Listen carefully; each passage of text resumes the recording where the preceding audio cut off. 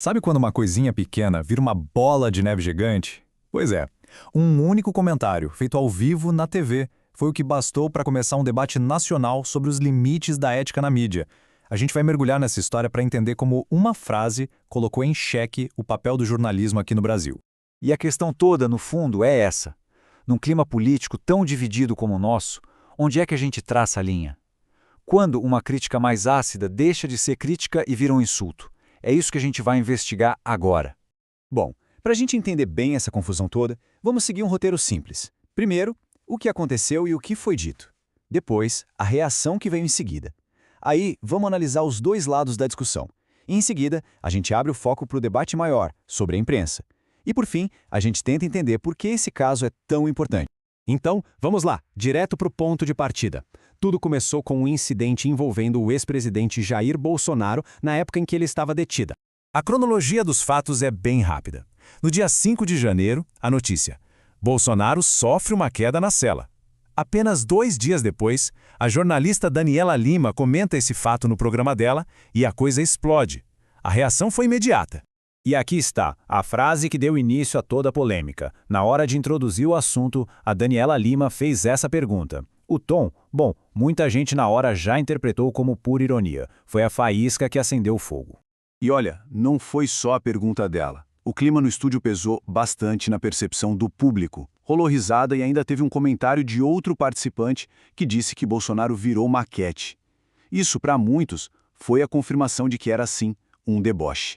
Como era de se esperar, né, a reação dos aliados de Bolsonaro foi rapidíssima e bem dura. Vamos ver como isso aconteceu? A primeira a se manifestar publicamente foi a ex-primeira-dama Michele Bolsonaro.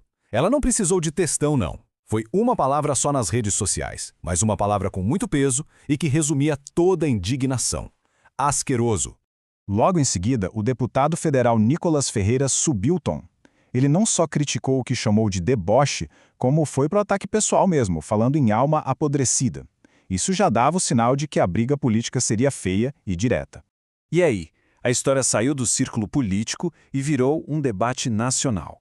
Basicamente, surgiram duas maneiras completamente diferentes de interpretar o comentário da Daniela Lima.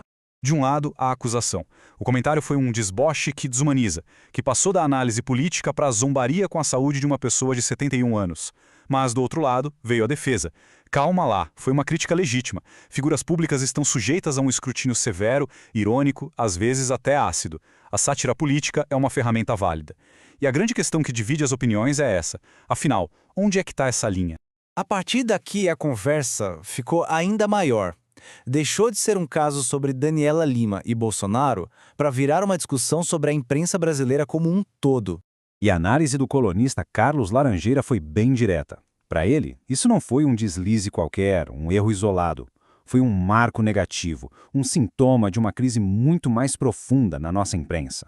Segundo essa visão crítica, parte da imprensa teria trocado a missão de informar pelo ativismo explícito.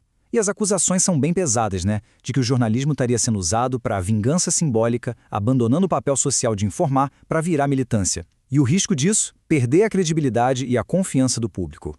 E essa frase do Laranjeiro resume perfeitamente o centro da crítica. Para ele, a linha foi cruzada, sem dúvida nenhuma. O que foi para o ar não era jornalismo, não era análise, era humilhação pública disfarçada de notícia. Certo, mas por que um simples comentário de TV gerou essa avalanche toda? O que esse episódio revela sobre o momento em que a gente vive? O que esse caso deixa claro é que a sociedade está cobrando mais responsabilidade da mídia. Num país tão dividido, o jeito de falar, o como se diz algo, passou a ser tão importante quanto o que se diz. A forma virou conteúdo. No fim das contas, esse episódio todo escancara uma tensão que é central para a nossa democracia. O equilíbrio super delicado entre a liberdade de expressão, que é sagrada, e a responsabilidade ética de não desumanizar os adversários, mesmo aqueles de quem a gente discorda profundamente. E isso tudo nos deixa com uma pergunta final para a gente pensar. No meio da correria do dia a dia, da pressão por audiência, da guerra política, qual é o espaço, qual é o papel da humanidade dentro do jornalismo? É uma pergunta que, como a gente viu, está bem longe de ter uma resposta fácil.